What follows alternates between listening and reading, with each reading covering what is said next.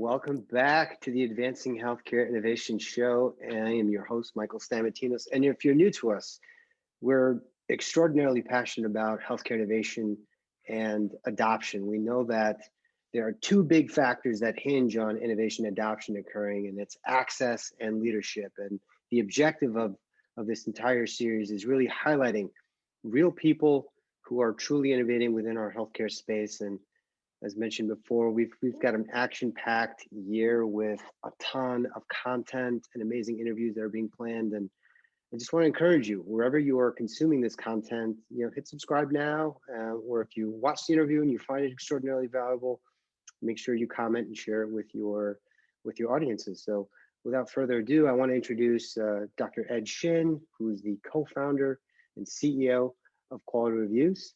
Dr. Shin, welcome to the show. Thanks, Michael. Thank you so much for having me. And please call me Ed, as you know. But thanks for the opportunity. Appreciate it. Yeah. So Ed, I find your story to be so exciting, and I'm just really marveling in this opportunity to be able to kind of pick your brain for a little while here. So, your background as a clinician, would you mind maybe just sharing a little bit about the transition from going from clinician to now being a three-time entrepreneur? Yeah, absolutely. So I started out going to med school, and I did a residency in internal medicine at Columbia back in the late 90s. And, it's been a journey. I think the decision to not practice medicine evolved over a few years. Towards the end of medical school, during residency, that was the mid to late 90s, and that was the original .com era, and I wanted to be a part of it. It really excited me. I've always loved technology, and the amazing potential of the web really spoke to me. And so I made the decision at the end of my internal medicine residency to take a gap year before my fellowship in GI. And in that gap year, I joined a startup in New York called Healthology. And I did that for a year, and I just caught the bug. And I told my fellowship that I wasn't going to do fellowship, and gave this journey and this road path a chance. So the .com bubble burst, and but even though the .com bubble burst, the experience that I had in a startup, in a technology startup, just made me want to do it for the rest of my life. So then I had the fortune of joining another high growth startup called Gerson Lerman Group in 2001, and then the rest is history. So that's kind of the path. But I think it just boiled down to the decision to leave medicine after all that time and energy and studying and all of that. I think it just boiled down to being my authentic self and being honest with myself, and that was really it. It was one of those existential moments, and I don't regret it one bit. I'm so glad that I made that decision. And here we are. I'm still on that journey, trying to figure it out, but that was the decision that I made. Thanks for sharing and just being rigorously honest about that. And I'm sure that the foundation that you've laid down with skills, habits have lended themselves to be quite fruitful in the startup journey. And I want to learn, maybe just kind of pivot a little bit and dive into Quality Reviews. As you know, the world of patient experience has evolved over time. And what I find to be really interesting is, how you guys have innovated. So I'm just wondering, how do you define innovation? How I define innovation is to make things better. I mean, that's the simplest definition that I can think of, and is to make things better. Things being, it could be physical things, or it could be processes, ways of doing things, but it's really innovation to me is about improvement. And it's a method to improve by innovating. I think innovation as a word is overused and it gets thrown out a lot, which is okay. I think it's good that it's being used a lot, but I think that the actual execution of innovation is really difficult to do. Um, but that's what I think about when I think about innovation, is just to make things better. So in thinking of making things better as it relates to the patient experience, talk about from where when QR started, as an idea to how you guys have executed and, made your mark within the world kind of today and beyond. Yeah, so we started quality reviews back in October of 2012, and the idea is my co-founder's idea, one of my co-founders, Lania Chan.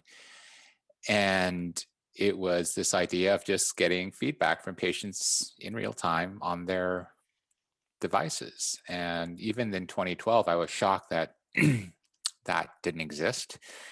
And 9 years later, it's now exists, obviously, and taking off and gaining traction. But back then, it was truly a novel, innovative idea. And making the patient experience better is vitally important. And back then in 2012, even the federal government was thinking about that, and that it's now become one of the 4 pillars of health improvement, improving patient experience. So in order to improve something, though, you have to measure it, right? You have to understand where you're at, in anything, right? In terms of weight loss, right? How if you want to lose weight, you have to figure out where you're at now. So get on a scale and measure yourself. And imagine, measuring something like measuring 100-meter dash with an analog watch without a second hand. That is the way that patient experience, patient feedback was being measured back then, and to a large extent, unfortunately, still is today. So with the huge gaps in knowledge in terms of patient experience that health care leaders have, this was a clear opportunity to put in a process, a service, a solution that helps leaders and administrators and clinicians measure patient feedback and put some data, put some rigor behind it so that the interventions, the improvements, the service recovery can be done more accurately. Talk about service recovery. I mean, when you think about getting better incrementally and innovation, this is something that I think, a patient is always going to want to be treated well when they go in to see a clinician. They're always going to want to be seen, in an expeditious manner. And moreover, I mean, they're going to want to be communicated to afterwards to make access and things a little bit more seamless. What do you think some of the reservations have been as to why maybe there have been some blockers, within innovating within this segment, which honestly, quite frankly, it just seems silly that there hasn't been more of an advancement faster. Yeah, no, absolutely. That's a great point. And it is silly. And it's common sense, really. But I once heard somebody say that common sense isn't very common. So the roadblocks, the challenges in terms of making things easier, making things better for patients, within healthcare, I think it stems from a longstanding culture of healthcare not being patient-centric. Traditionally speaking, modern healthcare, let's say, from the post World War II, the provider was really in control and still is to a certain extent today. And the patient came second. And I think that that's orientation, unfortunately, has led to patients taking a back seat. So things like access and communication and, ease of use, wait times, things of that nature, things that are very basic in other industries, still have a long way to go in healthcare. And I think that it makes perfect sense for patients to be in the middle and to be at the center of care. There's this patient-centered movement, and the patient is the center of our care. Of course they are. Without the patients, there is nothing else. So we want to bring the tools so that patients can be heard and give a voice at scale, so that you mentioned service recovery. This is a concept that's very popular within hospitality. Basically a service provider screws up or there's an issue that the customer doesn't like, and then you recover that service by acknowledging the issue and doing right by the customer, by either saying, here's what we're going to do for you, we're going to do better next time, and as a token of our consolation to you, we'll give you something free or something, an added service. And I think that concept in healthcare has not traditionally been focused on. Now, I think it is, with the federal government's focus on patient experience and service recovery has been embraced as a concept by healthcare. But again, I think it's mixed. I think it's inconsistent. And I think again, if you want to do appropriate service recovery, you have to understand what your patients are saying, what their feedback is, and do it in a timely fashion. So, that's again where we can come in and help bridge that gap between the provider and the patient. What is a good success story of modern day service recovery look like? Would you mind sharing a story, an illustration, high level, nothing that's disclosing any confidential information, for sure. the audience to kind of crystallize that? Yeah, I mean, a great anecdote is actually an acquaintance slash friend of mine had an accident in his bathroom, and he slipped. It was wet, and he slipped, and he shattered something that caused a pretty big gash in his arm, and he had to go to the emergency department. He got his arm fixed up. It turned out that not only there was a gash, but it was broken. So it was a pretty significant injury. And then as he was leaving the emergency department, thankfully he was okay, and they patched him up. He got the text, and the text that we power at Quality Reviews, and asking for his feedback. He filled out the survey, gave his feedback on a smartphone, and I don't remember what the issue was from a experience standpoint, but he wrote some constructive feedback about, I think, whether it was the wait time or the communication on the wait time. And when he got home, this is in New York City, so it took him a while to get back with public transportation, but when he got home, he received a call from the emergency department addressing the feedback that he had just submitted, not literally like 15 minutes prior. So he was blown away by this. And quite honestly, he wasn't expecting anybody to address his feedback. He was just giving the feedback because he thought that it would be helpful to them. But he was blown away by it. And as a consequence, his loyalty and his affinity for that healthcare provider has just shot right up, and really increased the level of respect that he had for the providers and the institution. Wow. I'm not sure who said this, but having just really great customer service, it's just really good business. Yeah, I mean, really it's the right thing to do, and it turns out in this case the right thing to do is actually the good thing to do for business as well.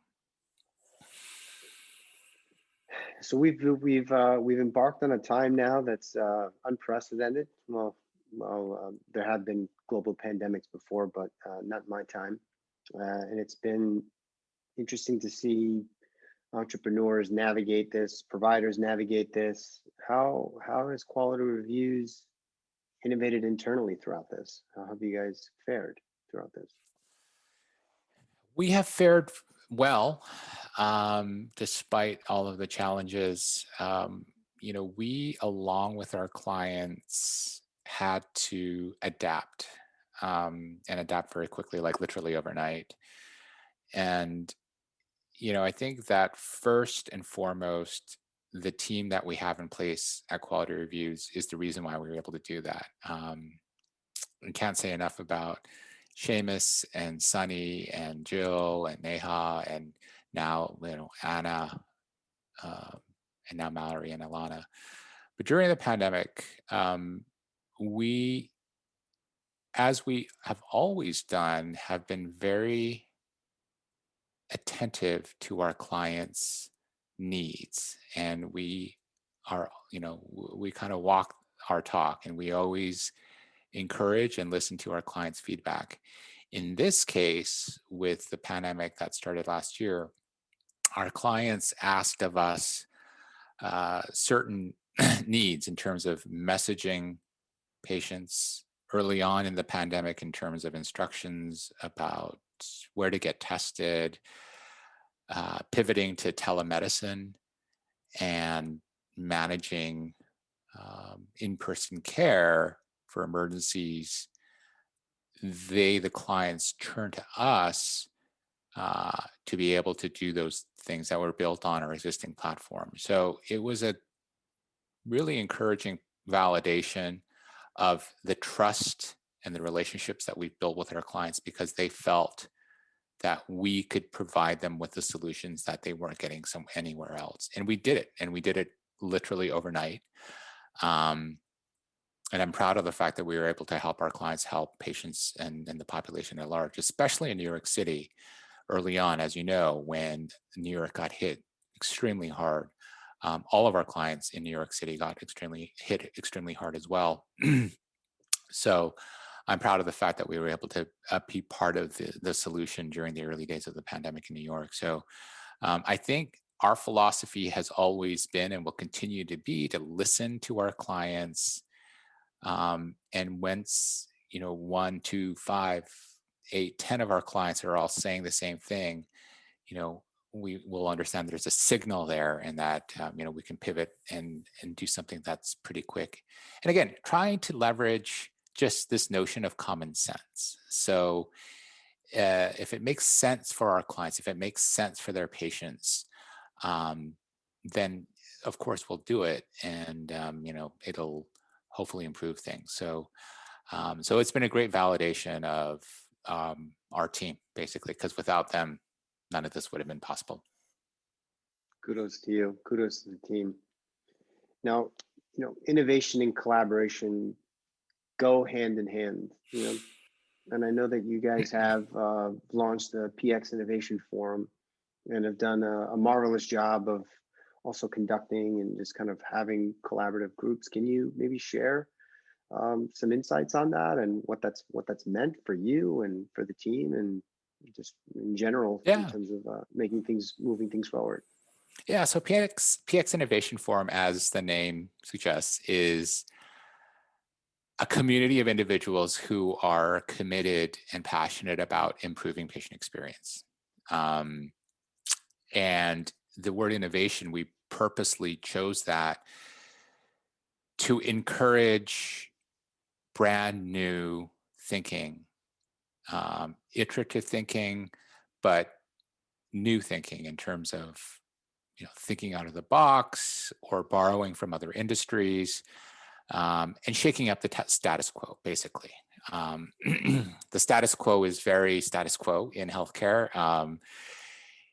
And I think it takes a lot to disrupt that. So this is just a loose community. Again, you can find us on LinkedIn, but where like-minded individuals want to, again, leverage their experiences, again, borrow from other industries to encourage the discussion, the conversation, and ultimately the execution of new ideas to improve the experience for patients, and now increasingly for frontline staff, providers, and families as well. Yeah, let's talk about how you engage also with clinicians and team members, and how that's being measured and being done. Where have you seen And what are you guys doing to innovate within those areas? So right before COVID, but now during the pandemic and post, we have an employee engagement tool. So it's built off of the same platform as a real-time patient feedback tool, but instead of patients, the audience that we're asking feedback from are providers, staff, frontline employees of our clients, health systems, hospitals, clinics.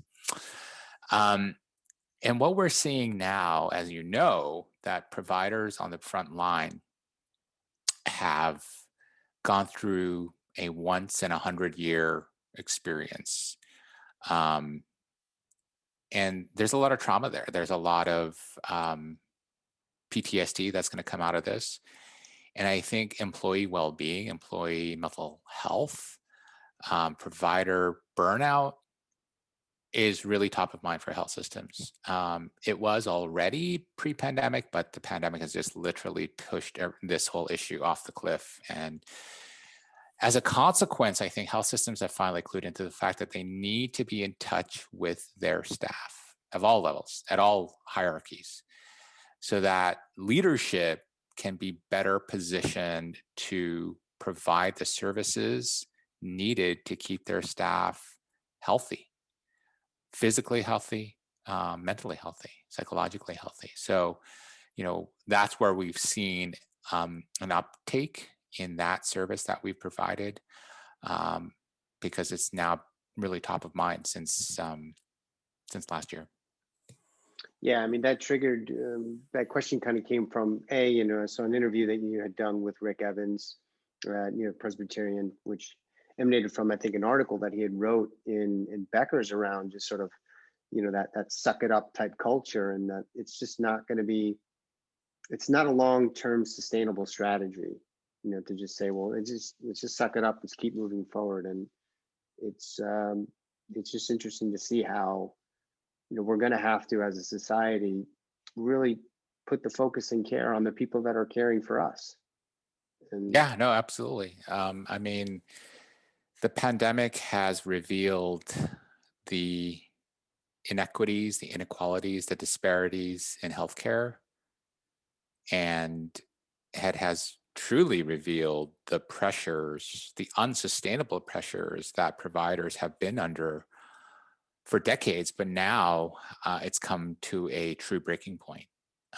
So I think health systems, hospital leadership have to rethink their relationship with their staff, because without them, again, there are no patients to take care of. There's no entity. Your people are your institution, and I think you need to take better care of them.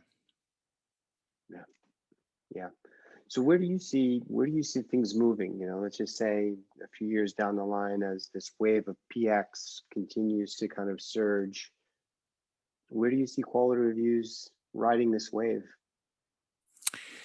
Yeah. So actually, I just got off a call with a gentleman from a telemedicine company, and I asked him the same thing. I think the broader healthcare trend that has been accelerated by the pandemic is to give patients and their families more control over their healthcare. Because I think if you do that, then you'll be better positioned to fulfill those the quadruple aim, right? So improve outcomes, decrease costs, improve experience for patients, as well as quality of life for providers. And the patient has always been the center of healthcare, whether the health systems or the payers know that or not. And I think it's good. It's the right thing to do, but it's also, I think, a good thing to do for business. So I think the overarching trend in the long term is giving patients more control. So whether it's remote patient monitoring, providing healthcare services at home, for elderly folks to age in homes, in their own homes, rather than going to a nursing home. This is the overarching trend, which makes a lot of sense. And I think, hospitals aren't going to go away, but they're going to be there for a very specific purpose. In-person consultations and in-person care isn't going to go away, but they're going to be there for a very specific purpose. With the technology that we have, right? Like you're in Chicago and I'm in the San Francisco area. We might as well be in the same room. So there's no reason why that won't take place. And I think it will. I think the reimbursement landscape is heading in that direction as well. So where does that put quality reviews? I think it positions us very well, right? Because we will always represent that bridge between the patient and the provider, broadly speaking. And, patients these days, and more so in the future, are connected, whether through smartphones, through watches, or through the computer in general. That isn't going away. So the technology exists, and I think the adoption of that as folks get older is only going to increase. So we want to be that service layer that represents the bridge between the patient and the provider in terms of the experience, whether it's a remote patient monitoring event, whether it's a virtual consultation. And I'm not talking just about, a simple, on camera FaceTime checkup between a provider and patient. Like literally like a hospital at home with full monitoring, vitals, peripheral devices that can manage, especially chronically ill patients who are typically high utilizers of inpatient care. We want to still be that voice of the patient so that we can bring that voice at scale. It's just the setting is different. So that's where I see the trend going. And I think we're very well positioned to be that, voice at scale layer as the trend continues for more at home or connected care. Yeah, I've heard you say in one of your previous talks that the closest point between two dots is a straight line, and it sounds like quality reviews is that straight line as it pertains to voice at scale, which I think you're gonna have to trademark. Yeah, no, it is. I mean, it gets back to that notion of making things better, making things easier, and again, the straightest path between 2 points is a straight line. So we want to be that straight line between the patient and provider. Keep it simple for both parties so that the best outcome can occur for both parties. So, remote patient monitoring, like literally, there will be a time when, people with CHF, COPD, brittle diabetes, end-stage renal disease will have full monitoring capabilities at home so that providers can intervene before that patient gets sick enough that they need to go to the hospital, the emergency department. So that, and will save huge amounts of money. But most importantly, it'll be a better experience for that patient and their family member, right? So again, we want to be that layer that keeps the dialogue between the patient and the provider open, do it at scale so it's structured, so that if there are issues on a population basis, the provider, the health system entity can intervene sooner rather than later. Fantastic. So Ed, I mean, we've got a wide range of audience members that listen in. We've got healthcare entrepreneurs like you. We've got investors, folks that are doing innovation on the payer and the provider side. If there's one golden nugget, one bit of wisdom that you can share with them, what would that be? The one nugget I would share that I try to follow is, when we talk about innovation, it's not innovation for the sake of innovation. It's, are we doing the right thing? Is it truly improving the situation, whatever it is for the patient or the provider? And just to exercise common sense. time and time and time again, especially in healthcare, common sense is not common. And it's, I did an interview with Sachin Jain, and he talks about radical common sense. And I subscribe to that. Be radically disciplined in ensuring that common sense prevails. And then everything else will fall into place. But if you go on a tangent about some regulatory tangent or some scope creep on a product or some edge case, then that's when common sense dies. So use radical common sense. Awesome. Well, Ed, what's the best way where people can get a hold of you? How can they follow your work? How can they follow Quality Reviews? So we're very active on LinkedIn. So you can find us at Quality Reviews on LinkedIn. You can find me, and we're Shin on LinkedIn. You can email me at q-reviews.com, and our website is q-reviews.com. So those are all the best ways to reach me, and appreciate the opportunity, Michael. Awesome. Well, it's been a pleasure. So for the audience members, if you found this content really helpful to you, I mean, would you mind sharing it on social media with your network? We're extraordinarily grateful when we can interview impressive folks like Dr. Shin that are making a difference, that are working every single day to advance healthcare forward. And I'd be even more grateful if we can bring more innovators, more doers into the community.